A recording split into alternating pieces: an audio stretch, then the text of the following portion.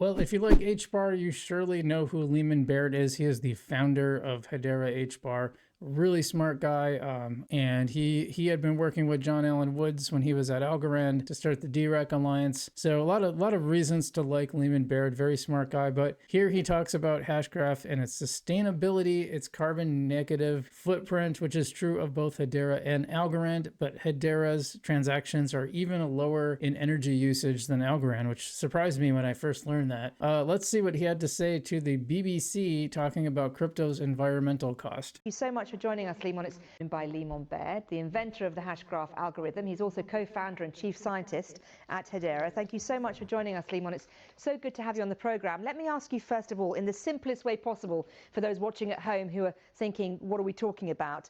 Explain why the environmental cost of cryptocurrencies is so high.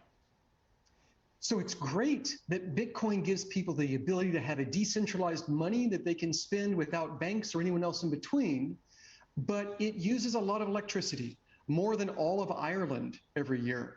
And so this is not as green as you would like. And so we have Hedera Hashgraph that uses much more than 5 million times less, according to the University College of London report. So will the environmental cost eventually decrease when we're using more renewable energy for these purposes?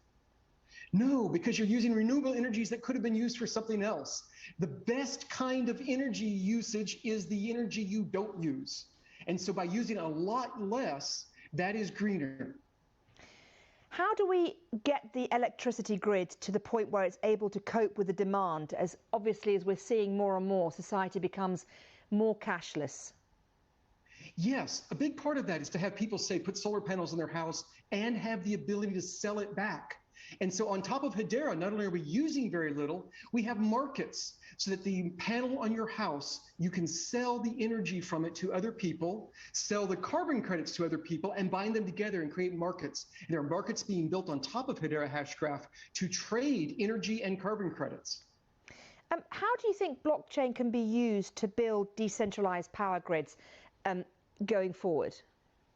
Yes, so this allows it to be decentralized. If you have all these different power generations, including just ordinary people with things on their roof, you have them all selling and buying with each other, not having to sell to a monopoly who then just buys it at whatever price it wants. And so blockchain, Hedera Hashgraph, can allow you to build markets that just decentralize it, get rid of the middleman, and allow it to be more efficient.